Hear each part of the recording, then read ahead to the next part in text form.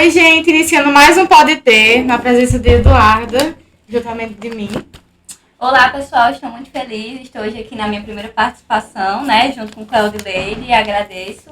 E hoje iremos tratar de um assunto muito essencial, né, sobre o Enem. Estamos aqui na presença de dois professores sensacionais. Estou aqui com o Cássio Souza, graduado em Letras, especialista em língua inglesa, professor da rede estadual de ensino desde 2010, professor em cursinhos preparatórios para Enem desde 2007, professor em turmas para concursos desde 2005 e professor de turmas preparatórias para o IFRN. Estamos também aqui na presença de Eleilson. Eleilson é licenciado em matemática pela UF, especializado em matemática e português.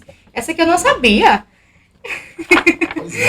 Licenciado em matemática e português, numa abordagem transdisciplinar. Trabalha com a preparação para o Enem também e os vestibulares para concursos públicos há 18 anos. E ama músicas, arte. Uma caixinha de surpresa, é isso.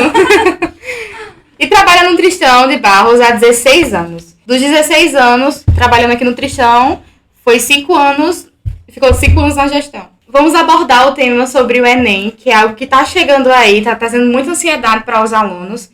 Então, né, eu, enquanto aluna da primeira série, estou aqui, admito que estou até com certas dúvidas, até porque vai servir muito, né, para quando chegar a minha época de fazer também. E eu queria saber a importância da preparação para o Enem. Bom, vamos iniciar dizendo que vocês estão de parabéns, né? Um prazer estarmos aqui, fazendo parte desse projeto maravilhoso, projeto que já se tornou modelo, então ficamos felizes que nossos alunos estejam engajados nessa iniciativa. E em relação à preparação, essa preparação pontual ela é muito importante, mas ela já começa lá no primeiro ano. A gente tem uma mania de achar que na escola nós não estamos nos preparando para o Enem, mas o Enem vai cobrar esses conhecimentos básicos, né? Os conhecimentos que você viu no fundamental e no médio. O médio tem um foco maior nessa preparação, é normal, porque está mais próximo do acontecimento da prova, mas os 3 anos em que você está no ensino médio, você está se preparando. Essencial. Mas a preparação pontual, essa intensificação, é fundamental para aqueles que, no caso da nossa escola, são a maioria que querem ingressar na universidade via Enem. Pois é, e você não sabe o quanto eu estou feliz de estar aqui, porque, como foi dito aí, eu fui gestor desta escola durante 5 anos. Isso é um sonho, né, ver a escola num patamar desse e crescendo sempre e os alunos sendo protagonistas, né? Então isso é gratificante. E a preparação do Enem, como o Cássio estava colocando aí, né, tem que ser uma coisa ininterrupta, desde a primeira série, desde os fundamentais, e saber, a gente como professor tem que conscientizar o aluno que ele está sendo preparado em todas as séries, porque muitas vezes o aluno imagina que a preparação para o Enem é só na terceira série. Quando eu chegar na terceira série, eu vou me preparar, vou fazer um cursinho, eu vou juntar meu grupo de estudo. Mas não, a preparação é desde sempre. Então é muito importante você estar aqui como primeira série, representando as primeiras séries. E quem está em casa vendo o podcast, saber disso. Né? Saber que a preparação deve ser ininterrupta. E ter a consciência disso. E não só quando chegar na terceira série. A preparação também ela deve acontecer só na escola ou em casa também? Boa pergunta. A preparação, em tese, ela acontece na escola e fora da escola, em horários em que você vai complementar. Às vezes na escola você assiste aula, não estuda.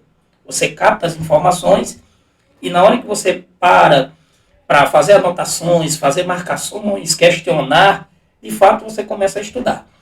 No caso do ensino integral, é mais complicado isso. Por isso é que existem, né, algumas disciplinas como orientação acadêmica, estudo orientado, e mais para próximo das provas. A maioria dos professores tem o hábito de fazer as revisões para complementar essa preparação. No caso do integral, nós entendemos que é muito difícil você fazer a preparação num outro âmbito. Mas sempre tem alguém que consegue. Isso aí vai depender muito da capacidade de suportar essa carga de cada aluno. Nós incentivamos que se preparem fora também da escola, mas entendendo né? Nós somos sensíveis a essa situação de ser integral. Inclusive, Cássio, tem alunos que imaginam que estando no cursinho ele é isento de estudar na escola, e não é. Uma coisa complementa a outra. Então, tem aluno que passa o dia inteiro aqui, estuda o dia inteiro, e à noite está no cursinho, como muitos de vocês, e no final de semana ainda faz um calendário de horas de estudo. Então, é uma carga horária pesada? Sim. Muitas vezes necessária, porque as concorrências hoje em dia, Cássio, é exorbitante, e quanto mais você estudar, o diferencial vai estar lá na prova. Isso vai depender muito dos seus objetivos. A gente sabe que, dependendo do curso, o argumento que você precisa atingir, ele exige um pouco mais de esforço. Então, vai depender quais são os seus objetivos, onde você quer chegar. O seu curso exige mais ou é mais tranquilo nessa preparação? Então, também tem isso. Por isso que é importante, a gente conversa muito sobre isso, os alunos pegarem as notas dos anos anteriores. Vamos dizer, Cláudia Leite quer fazer enfermagem e ela quer ir para a Facisa, em Santa Cruz.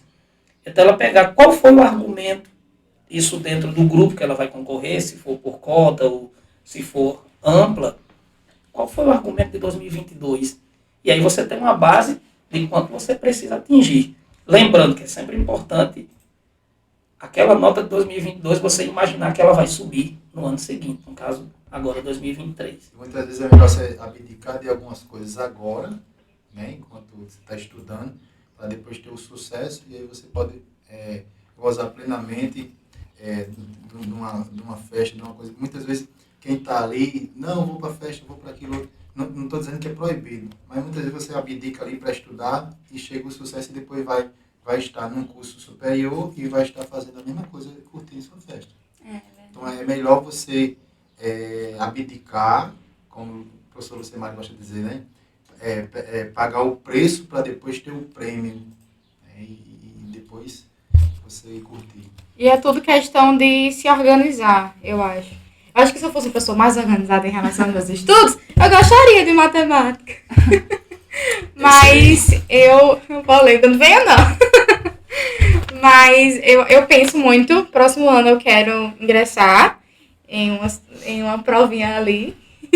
Se eu não fiz por teste a prova da ESA, não quero Enem, não quero. Existem concursos públicos que são incríveis, que tem que dar um pontapé inicial pra você ser alguém na vida, né? Pra ser alguém na vida, como as pessoas geralmente falam. O ensino médio, ele prepara não somente para o Enem, Cássio, mas também para empreendedorismo, para concurso público, para diversas outras áreas. Então, é respeitoso quando o aluno ele não quer o Enem, porque ele deve ter alguma ideia, como você tem, de se preparar para concursos públicos, que é outra pegada de tipo de estudo. Então, a gente que trabalha com isso há muitos anos sabe que uma prova de certa empresa é diferente de outra. A prova do Enem é diferente da prova da ESA.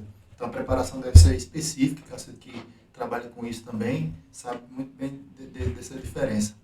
Então, o ensino médio faz essa preparação geral. E aí, quando chega no terceiro ano, o aluno ele vai escolher a porta que vai entrar. Em relação a isso aí, é muito interessante, porque hoje mesmo nós estávamos conversando, eu e Erleilson, sobre alunos nesta escola, e por analogia em outras escolas deve acontecer, que não querem fazer a prova do Enem porque eles têm um objetivo claro. Você falou aí da prova da ESA, os concursos militares. Muitos alunos aqui de outras turmas também têm isso como objetivo. Outros já estão se direcionando para os concursos. Pedem dicas a mim, a Erleilson, a outros professores. E eu acho isso muito legal. A gente fala tanto em diversidade, mas como a Erleilson falou, o ensino médio ele prepara de maneira geral. Você tem a formação, por isso que se chama formação geral básica. Você sai com competências e habilidades inerentes àquele período lá, inerentes àquele nível, no caso, nível médio. Então, se você quer fazer o Enem, você tem condições de fazer. Se você quer fazer prova militar, você tem condições de fazer. Se você quer ir para concursos públicos, você tem condições de fazer. Só precisa ter isso claro em sua mente. Conversar com a família e haver ali uma convergência. Saber que, quando você diz, eu não quero o Enem, não é só você. Porque realmente a gente não é obrigado a querer só porque o outro quer. Agora, tem que existir uma consciência disso aí. E eu acho que as escolas ainda precisam chegar ao momento de estarem preparadas para isso. Nós conversamos muito sobre isso, de direcionar para que o aluno Eu também saiba acho escolher. que, seja lá se for concurso ou Enem, tem que deixar em ênfase que não precisa você hoje estar.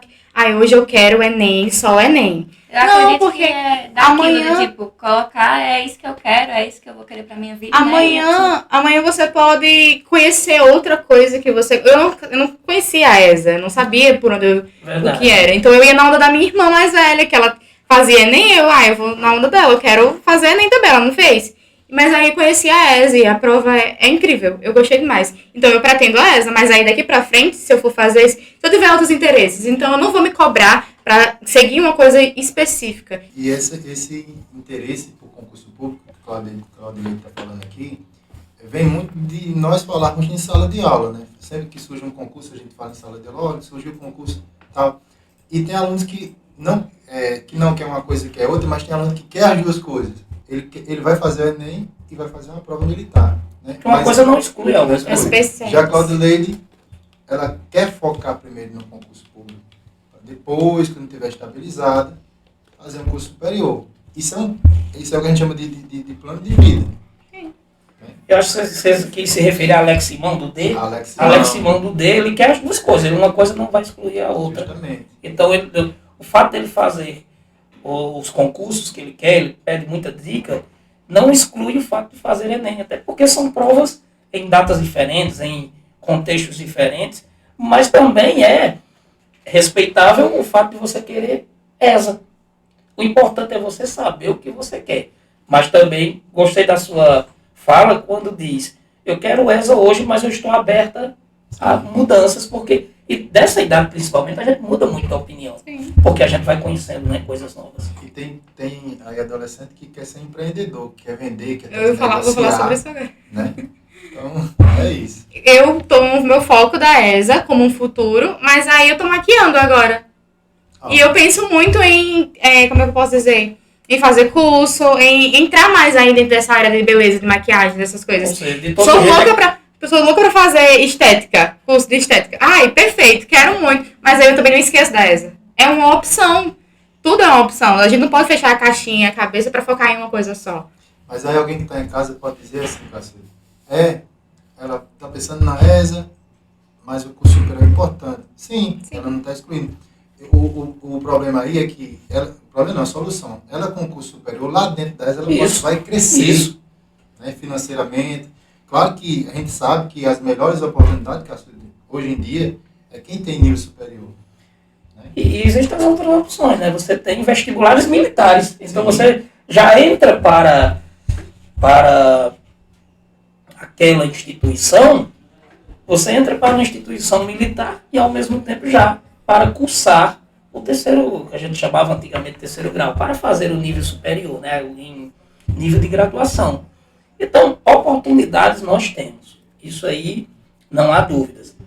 O Enem, é bom que se diga também, ele não foi criado com essa intenção de selecionar para a universidade. Vocês são novinhas, nós somos da época do vestibular. Nós dois aqui, e o Clécio que está aqui no suporte. Meu sonho que voltasse. O vestibular era regionalizado, a UFRN tinha o dela, o UFPB e assim por diante. A partir de 2009, achou-se por bem aproveitar o Enem. O Enem existe desde 1998, do governo FHC. Eu fiz o primeiro Enem. Fez o primeiro Enem, né? É por causa de dinossauro mesmo, tá vendo? Olha, é isso, nós somos antigos, viu? Em 2009, no governo Lula, foi sugerido que essa prova seria o grande vestibular nacional.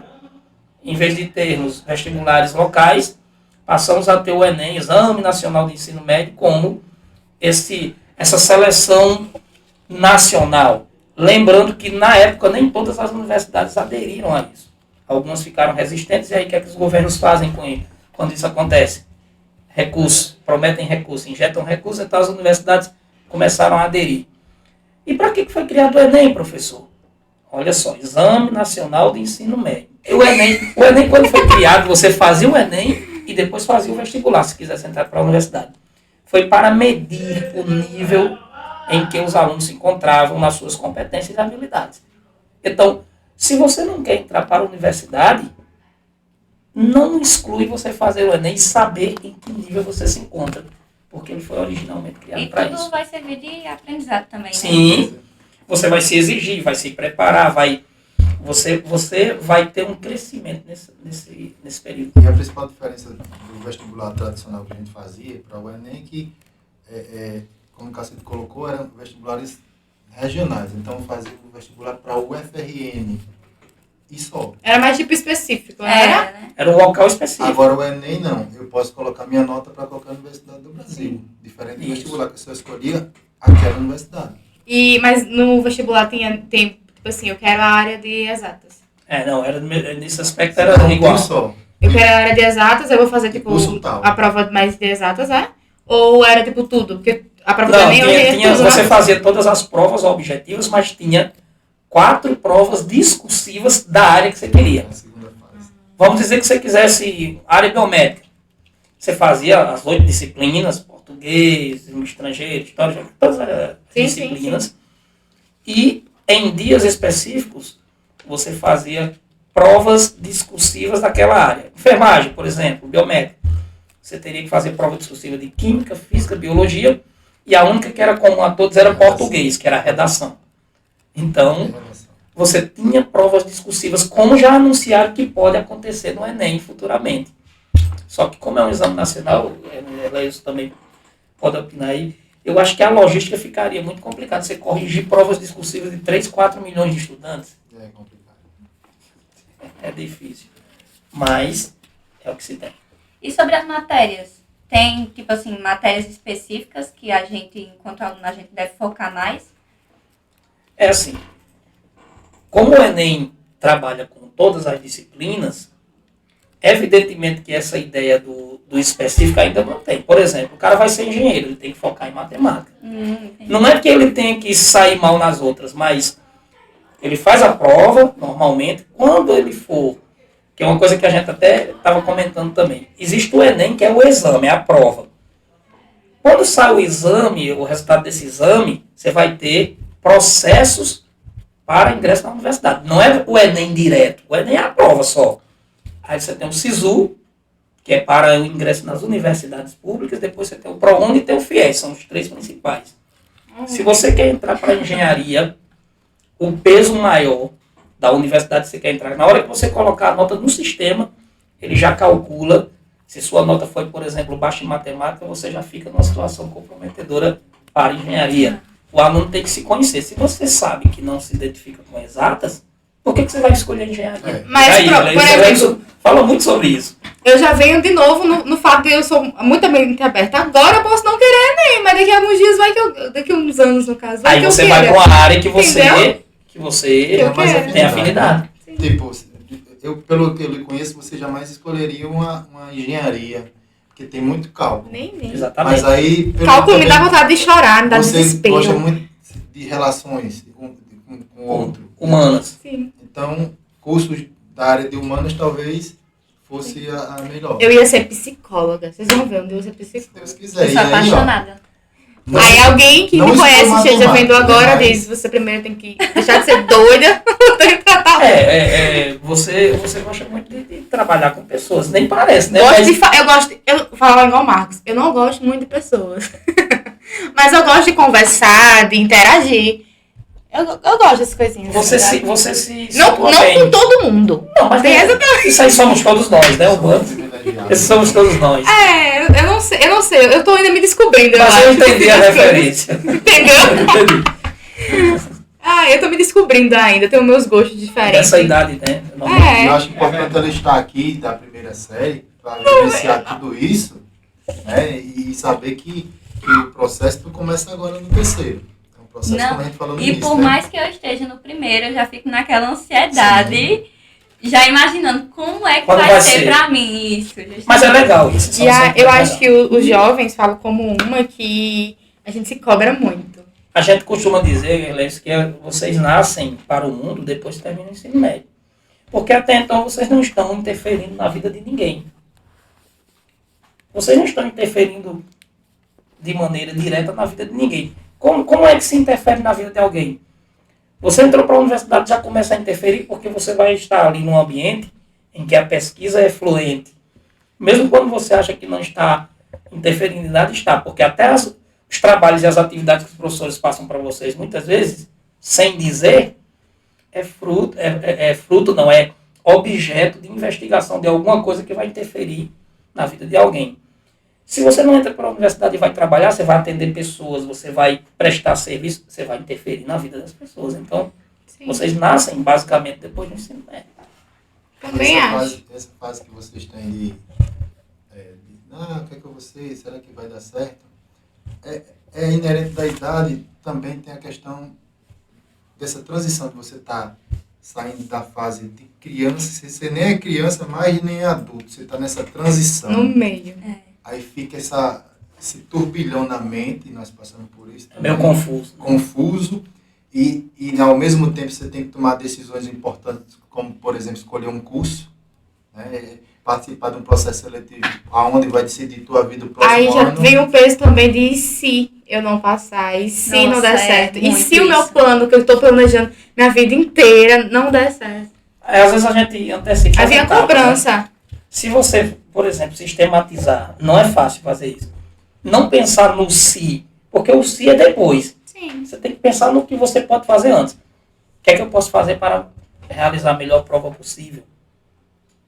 Então, o que depende de você é fazer a melhor prova possível. Depois que você termina o Enem, até a gente brinca. Esqueça o nome Enem. Esqueça que o Enem existe. Por quê? O resultado só vai ser no ano seguinte. Aí que você, depois de passados os festejos, aquele ambiente de final de ano, que para muita gente é melancólico também, aí que você começa a pensar novamente nisso. Porque o que você podia fazer, já fez.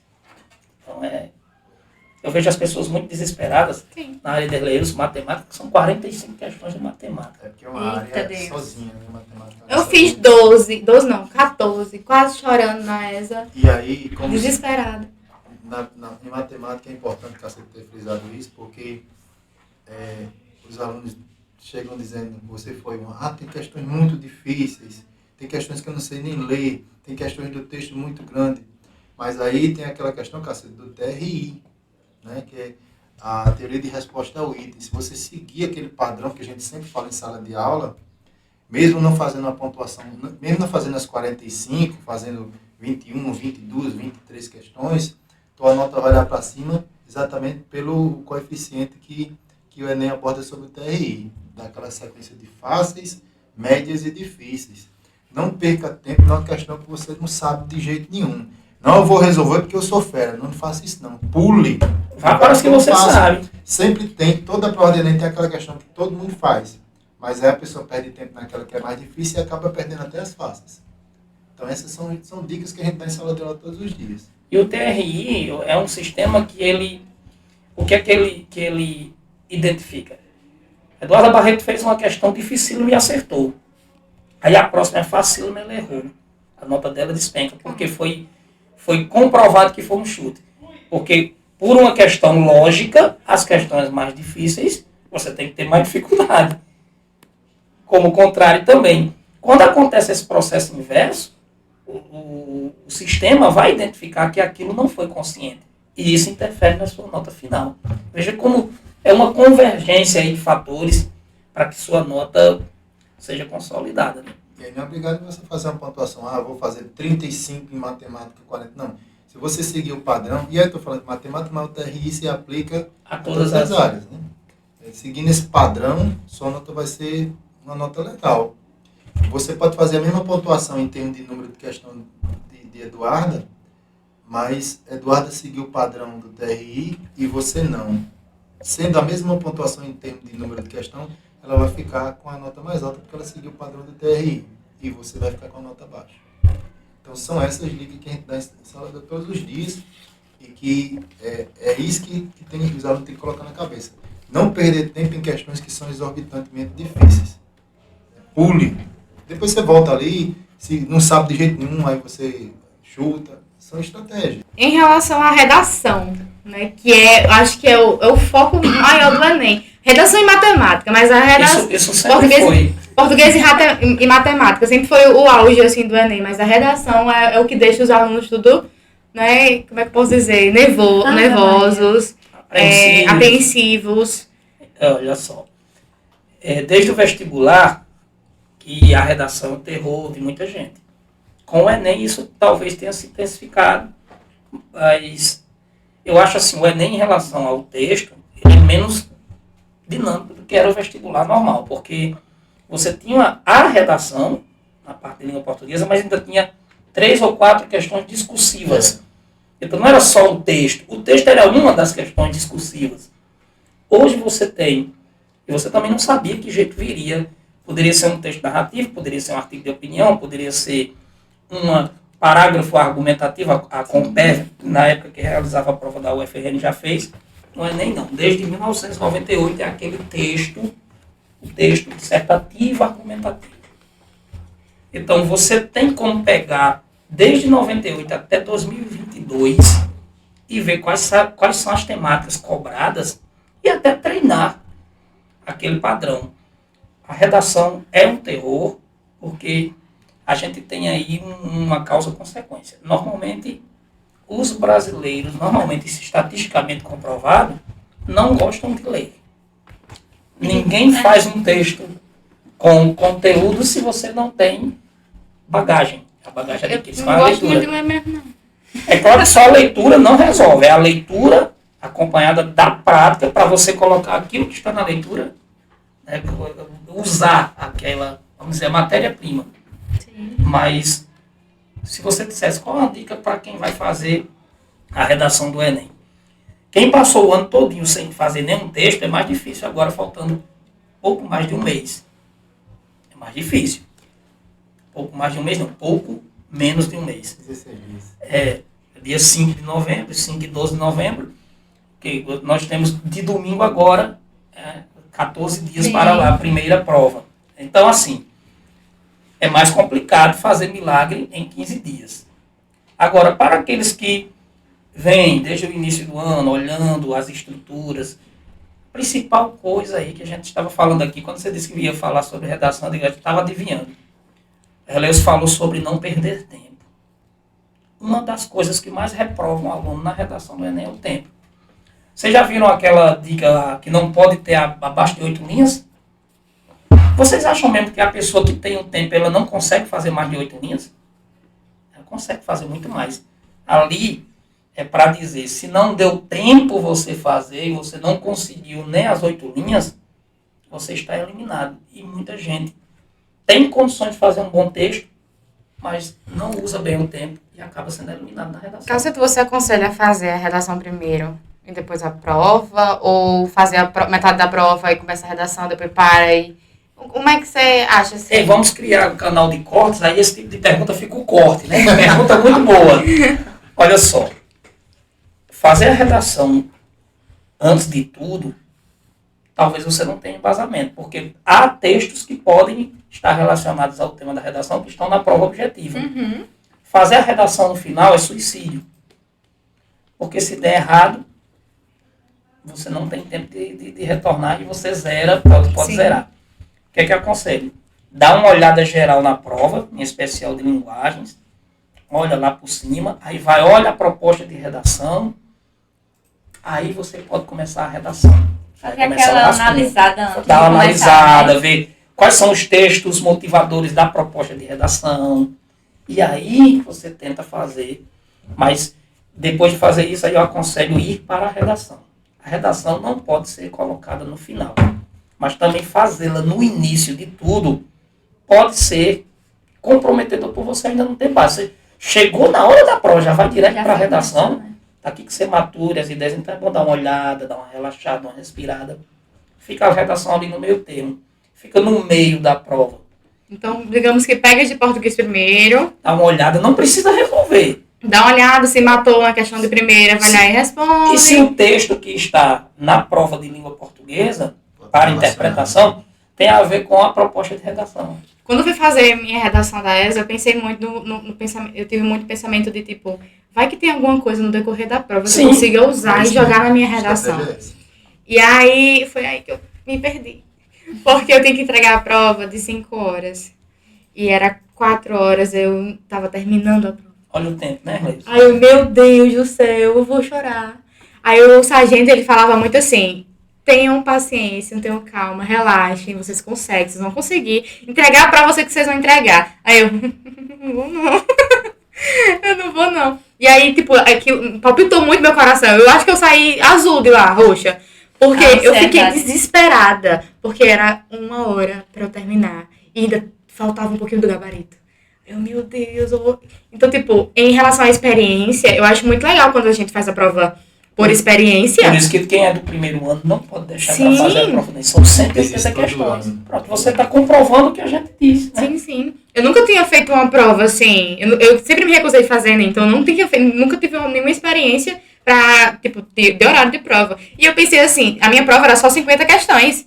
E uma redação, eu fiz, é moleza. Você aconselha eles agora a fazer? Demais, pelo amor de Deus, façam um teste. Muito legal, né? A viver na pele, né? Isso. Sim. Não é legal, não. Não, fica legal a Você sua saber. experiência para ela. Sim, sim. Ela saber porque alguém já fez. E vocês falando de redação aí, eu lembrando que, assim, com todo respeito a todas as Sim, instituições, o Tuxão de Barro está bem servido sobre isso, né?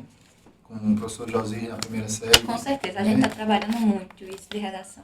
Tanto é Inclusive, que eu tem uma melhorei letiva, né? muito. Com certeza, eu sou da Direcionada a seletiva. Professor Josir, Estou melhorando muito em relação à minha introdução. E isso me deixa até muito orgulhosa, porque, tipo, eu tô no primeiro ano. E durante até, né? Eu com Isso. certeza irei Aí evoluir. o professor Eis, na segunda série, né? Segunda. E a Dima que... Consolida voluntários, brilhantemente. né? Ainda tem Cacildo para dar esse suporte todo, com toda a experiência que ele tem aqui na região sobre o tema. Eu sou muito complicada em fazer redação, porque eu sou muito viajada. Eu não sei, eu ainda não aprendi a, tipo, A o gente tema... nunca notou isso. Acabou comigo, deixa. Eu sou muito viajada. Eu tô falando de redação agora, já eu engancho matemática no meio. Então, na redação, eu dei uma, inclusive, pegando muito no meu pé, porque eu não pego uma coisa específica. Eu saio tratando sobre várias. Um padrão. E aí nunca termino nenhuma ideia. O tópico frasal. Eu nunca termino nenhuma ideia. E eu gosto muito de soltar umas indiretinhas nas redações. Então eu vou lá e Só na redação? Só na redação. Só na redação. E aí, tipo, teve uma redação que a Dima fez que o tema era sobre mulheres. Eu não me recordo muito bem, mas aí eu comecei a soltar umas indiretas de homens, sabe? E aí eu não terminava. Eu soltava indireta, deixava lá no ar para o leitor... Não concluía. Não concluía. E aí ruim. a Dima puxou meu ouvidinho. Ela fez, Claudio, você tem um monte de ideia e você sai jogando todas e você não conclui nenhuma. É. Ela fez, tire pelo menos metade e refaça. E ela entregou a redação hoje pra gente refazer. E aí eu vi, Olha, é um eu vi acompanhamento muito. individual que a Dilma faz. Eu não vou dizer que os outros não fazem, porque eu não conheço o trabalho, mas eu sei que a Dilma faz. Faz. Ela pega todas as turmas e... E ela saiu apontando assim, olha aqui, tá vendo essa ideia? É Você viu que não concluiu aqui? E aí você já viu e apareceu outra aqui, Claudio. ela faz com cada um dos alunos. Faz. A gente é muito privilegiado com essa equipe que tem aqui. Com certeza. Essa preparação, o Eduardo falou de Josias, mas assim, é um processo, né? Que vem da primeira série até o terceiro ano. E realmente, ainda tem Cacildo que tem toda a experiência, todo o manejo da coisa. No geral, ela é só para você concluir. Os professores daqui, mesmo os que não são da área, se preocupam com isso. Se a ideia não tiver colocada, vejo o Diego muito preocupado com isso, Virgínia também muito preocupada com Todos têm algo se a a ideia passar não pra estiver. gente, né? Então isso é um trabalho coletivo. E assim, a gente está 20 dias, 18 dias dessa prova, e hoje mesmo eu estava no terceiro C, quando eu disse, olha, falta tantos dias para o Enem, teve um Enem que botou a mão no peito. Então, Isso. a ansiedade bate, como você estava falando. Demais. Ansiedade bate. Eu não vou nem fazer, e pra mim, eu tô ansiosa pra ver o que as pessoas vão dizer depois, o que vai ser. Eu tô ansiosa. É um clima, né? Eu Fica não um vou, clima, né? eu nessa não vou época. fazer, mas eu tô louca Fica um querendo clima saber geral, qual é. né? Eu tô louca querendo saber qual é o tema desse ano da redação. Eu também, Aí, eu também. para Eu não vou fazer, mas eu tô eufórica. esses adolescentes que ficam tão ansiosos assim, falar sobre isso, ter um podcast, um trabalho desse, um evento que a gente vai fazer também próxima semana, falando sobre isso, e dando dicas. Estamos articulando para ver se dá certo junto com a coordenação. Também que... A nossa letiva, né, que eu e o professor Lucemar temos uma letiva aqui que faz uma preparação para o Enem específica, né? Com vários convidados, né, durante o ano. Vários convidados. Então, assim, é um trabalho que a escola faz com louvor e a culminância disso vai ser em dezembro, mas antes do Enem, eu e o professor Cacildo aqui vamos fazer então nós estamos articulando ainda, né? É um evento assim, você sabe que é escola pública, a gente não tem assim, as pessoas que nós gostaríamos de ter disponíveis, elas têm os compromissos e nem sempre é fácil trazê-las. Mas a gente está articulando para trazer no mínimo 2 pessoas. E essas 2 pessoas, ex-alunos daqui. Essas 2 pessoas, junto com outros professores, aí essas informações aqui, eu e Leis também estaremos presentes para fazer de maneira mais detalhada. Eu não sei se a gente pode falar, porque a gente ainda não acertou. É fofoca? Não, a gente ainda não acertou a disponibilidade das pessoas, porque depende muito da correria delas. Mas aí você fala, e aí já vai dar uma atenção nela. Uma das pessoas é um aluno que saiu daqui e que hoje é médico. Então ele viria falar a trajetória dele, porque isso inspira, isso... A outra pessoa também foi aluno daqui e é psicólogo, então seria um momento mais de orientação mesmo. E os outros especialistas seriam os Onde é que assina o nome para participar? Vai depender muito dessa disponibilidade, mas nós já fizemos o contato, isso não foi hoje que a gente fez, bem antes, com o coordenador ali aqui, e ele está tentando trazer essas pessoas que, além de serem ex-alunos, que você vai ver pessoas que estavam como vocês aqui e que estão já profissionais. Então estamos recebendo essa notícia de primeira mão aqui no Pode Ter. Mas, entenda, tá bem o caminho andado, né, Leis? Inclusive, esse médico que ele citou, né, não vai citar o nome porque ainda não está confirmado. Recentemente eu passei por um problema de saúde, né, tá, vocês sabem.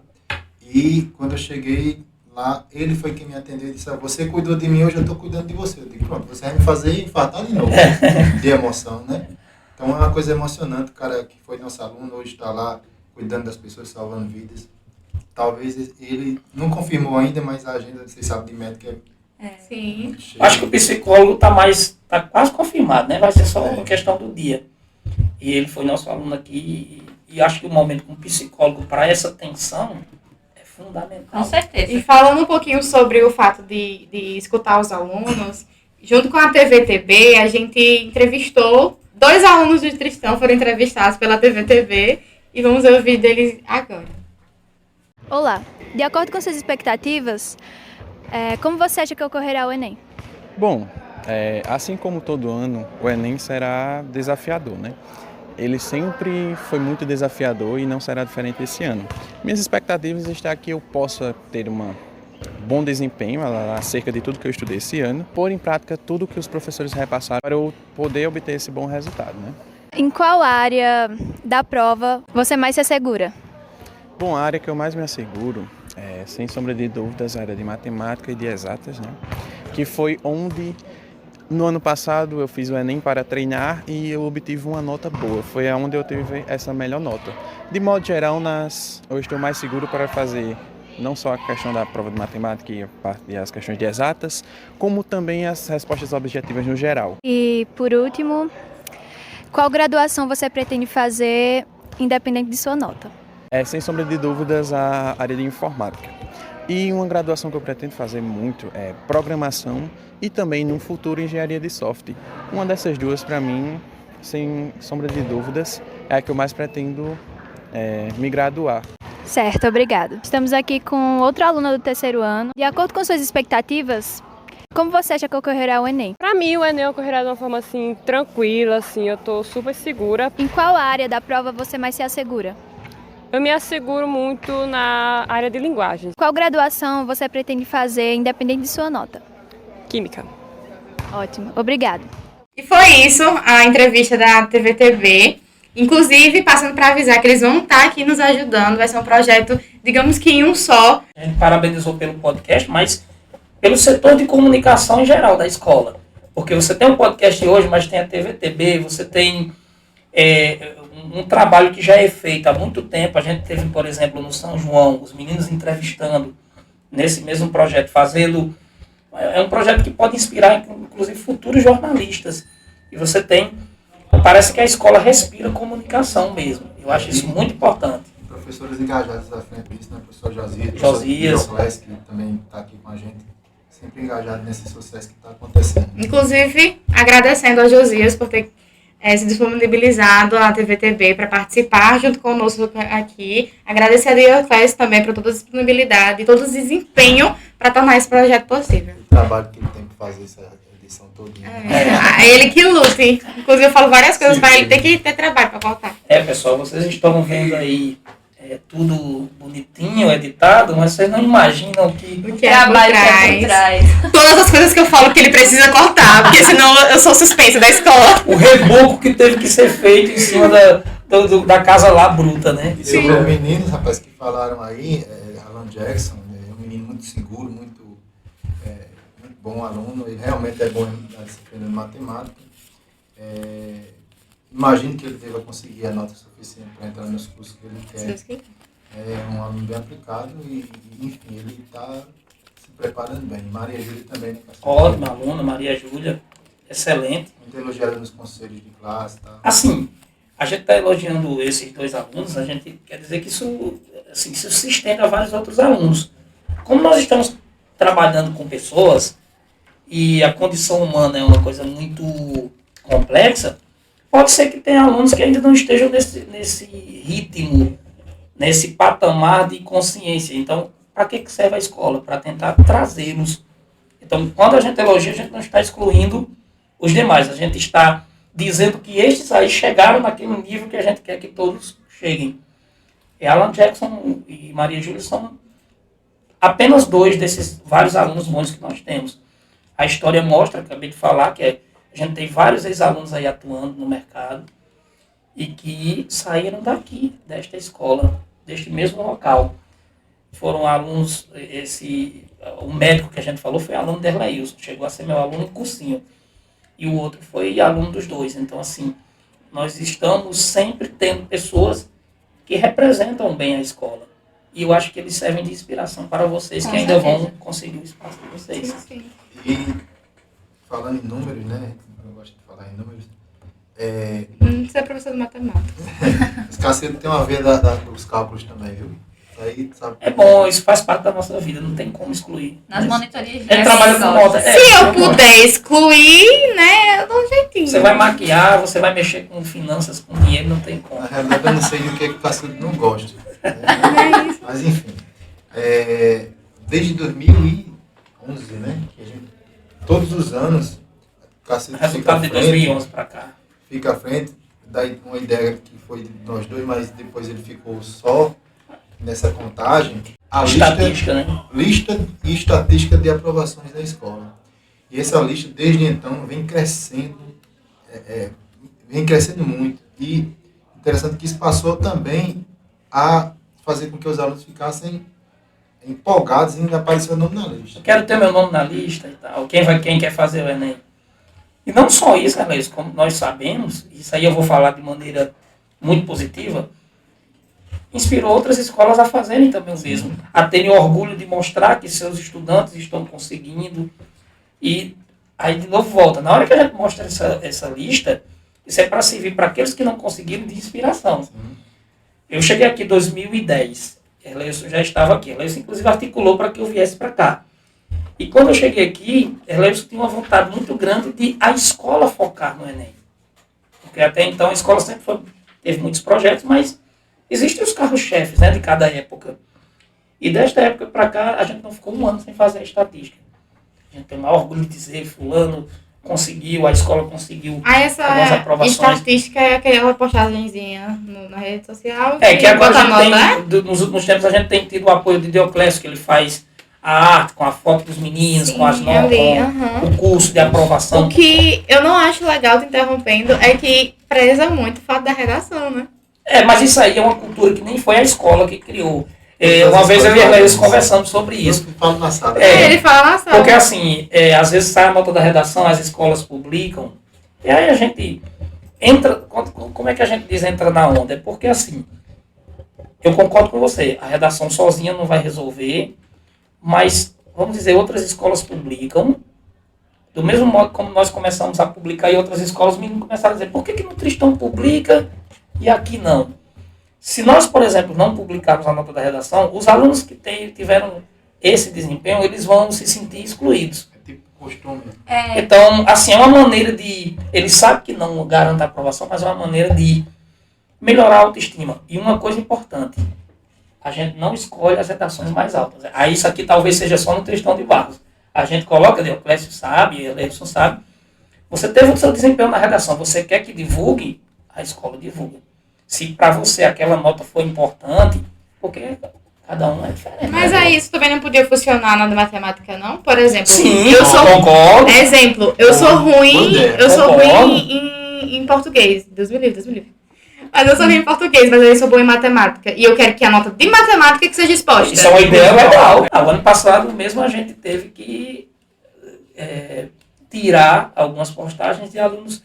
Porque assim, para nós, quando a gente criou isso, quando a gente criou é muita pretensão, mas quando eu e a Leilson fomentamos isso, e é bom deixar claro que os professores apoiam, a gente tem um apoio incondicional de Dioclésio agora, mas outros professores já ficam, Dilma ou Josias, fulano passou, fica dando informações, porque eu acho que seria impossível só uma pessoa. Sim.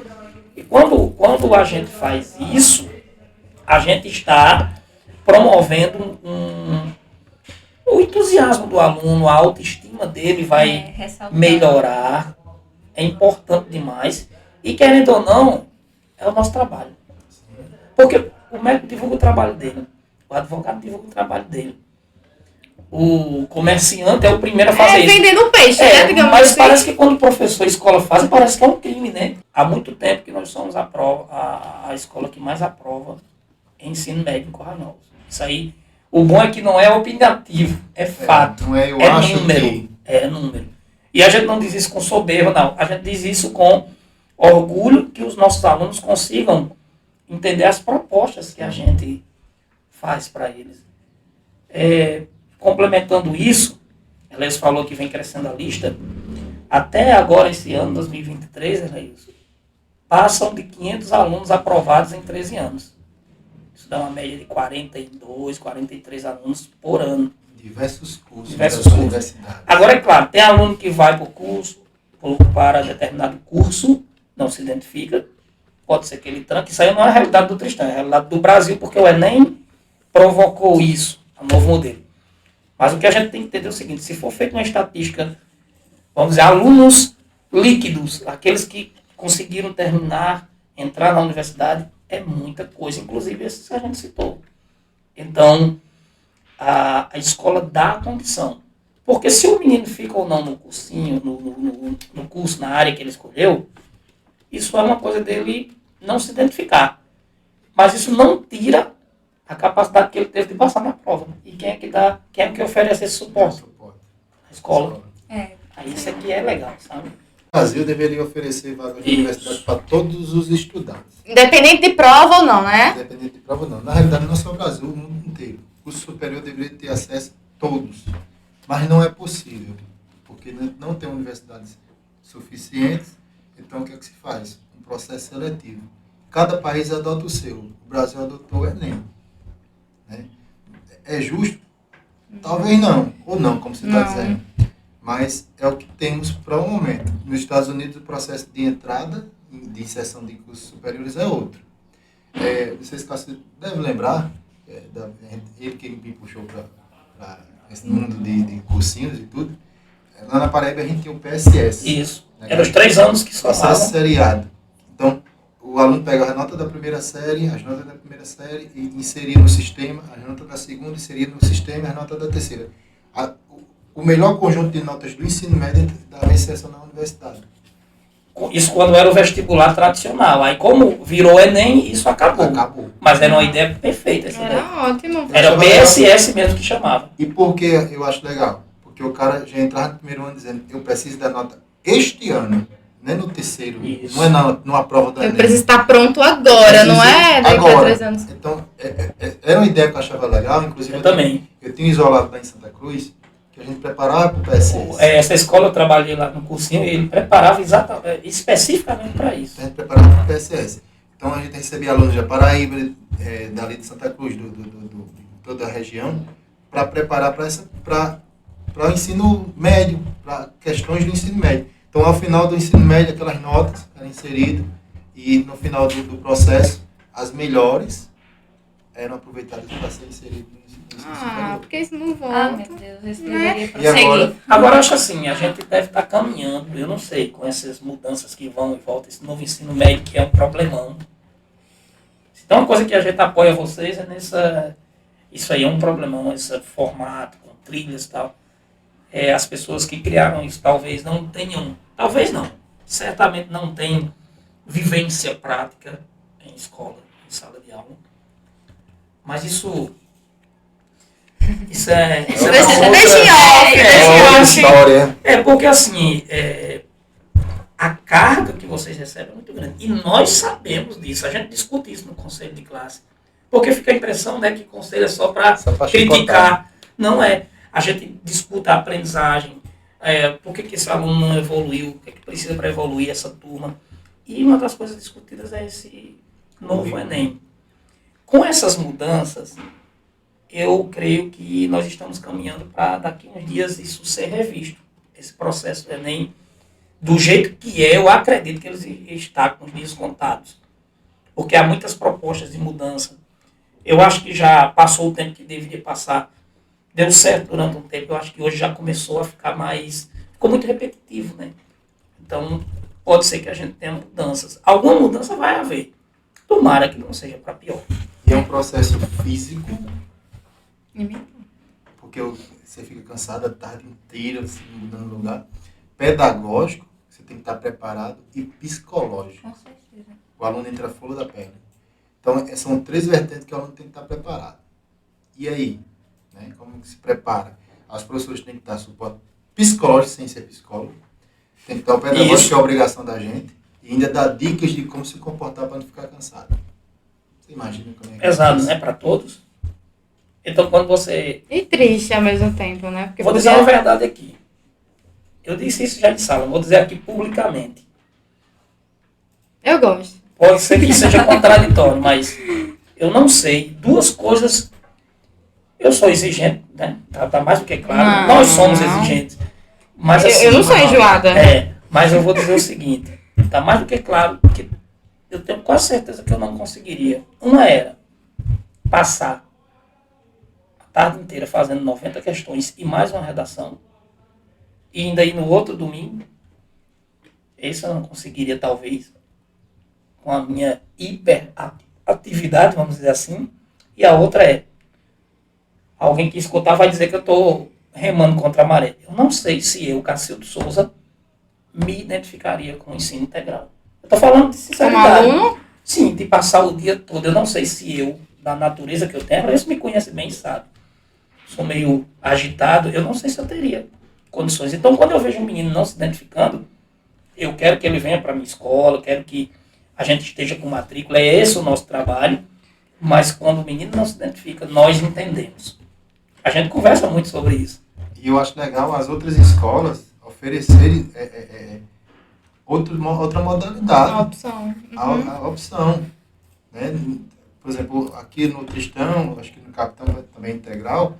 São os tem- dois. São os dois que são, mas tem opções na cidade para o aluno que está no Tristão ou no Capitão, assim, não se identifica, dizer, não, eu vou para o IVP porque lá não é integral e eu não me identifico com integral. Ou É precisa legal, trabalhar. ou preciso trabalhar, eu vou trabalhar. Tem menina que trabalha de noite, passa o dia inteiro aqui no Tristão e trabalha de noite.